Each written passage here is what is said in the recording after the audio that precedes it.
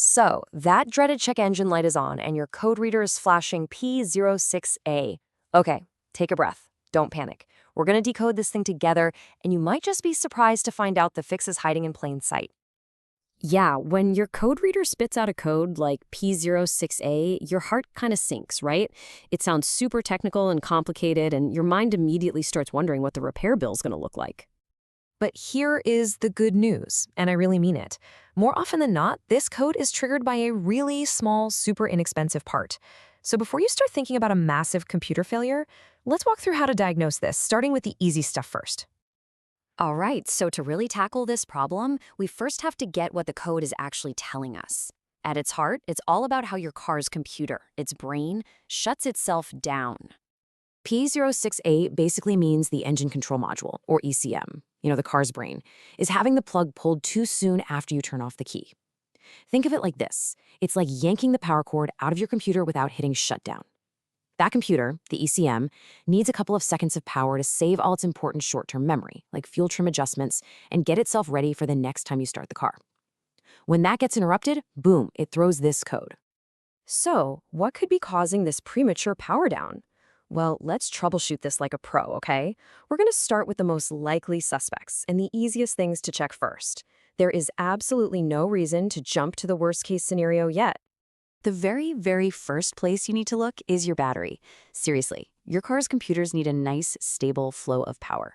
A weak, dying battery with voltage dipping below 11.5 volts can cause all sorts of bizarre electrical problems, and this code is one of them. And while you're there, pop the hood and actually look at the terminals. Are they fuzzy and corroded? Are they loose? A dirty or loose connection is such a simple fix that could save you a massive headache. Now, if your battery is looking good, we move on to the number one suspect for this code, the PCM power relay. This little guy is basically an electrical switch that controls power to the car's brain. And let me tell you, when this little switch goes bad, it is by far the most common reason you're seeing a P06A code. And here's the best part, you can usually test it for free with no special tools. Just find that PCM relay in your fuse box, your owner's manual will show you where. Then find an identical relay for something that's not critical, like the horn or the fog lights. Pull them both out and swap them. If the check engine light goes away and your car runs fine, you found it. It's just a bad relay. That's a super cheap and easy fix. But what if the relay swap didn't fix it? Okay, don't get discouraged. If the battery is good and the relay is good, our next step is just to take a little deeper dive into the electrical system around it. The problem could just be hiding in the wiring. Here's a quick checklist for you. First, pull out every single fuse that has anything to do with the engine computer. A blown fuse is another easy fix. Next, just use your eyes and inspect the wiring harness. Look for anything obvious. Are there frayed wires, green corrosion, or connectors that are just not plugged in all the way? A bad ground wire can also cause chaos, so make sure the ECM's ground is clean and tight. And finally, check your alternator. Get the engine running and check the voltage at the battery. It should be humming along somewhere between 13.5 and 14.5 volts. If not, your charging system might be the real problem. All right, we've checked the battery, we've swapped the relay, we've checked the fuses, we've looked at the wiring. If you've done all of that and you're still looking at that P06AA code, there is one last possibility. But I've got to stress, this is absolutely the least likely culprit. And it is so important to remember this. A total failure of the engine control module itself is rare. It just doesn't happen that often. It is also the most expensive part to replace by a long shot, so you want to be 100% sure you've checked everything else on our list before you even start to think the ECM is the problem. So how would you even know if the ECM is bad?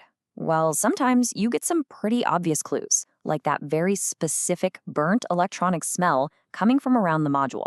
Sometimes, if you pop the case open, you can even see literal burn marks on the circuit board. But a lot of the time, it just fails internally, with no signs at all. Okay, let's pull all of this together. We've covered a lot of ground here, right?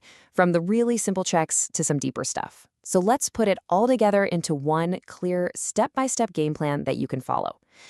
This right here is your roadmap for fixing the P068A code. Follow it in this exact order. Don't skip steps. Start with the battery. Then do the relay swap test. That's the big one. After that, inspect all the fuses and wiring. Then make sure your alternator is doing its job. And only after you have ruled out all of that should you even begin to suspect the ECM itself. Following this order will save you a ton of time, money, and frustration. So, as we wrap this up, here's the final thought I want to leave you with. After all that talk about complex computers and diagnostics, the problem, so often, comes down to one of the simplest and cheapest parts in your entire vehicle. So before you start to fear the worst, just remember to check the basics first. You might just find the answer is a whole lot simpler and cheaper than you ever imagined.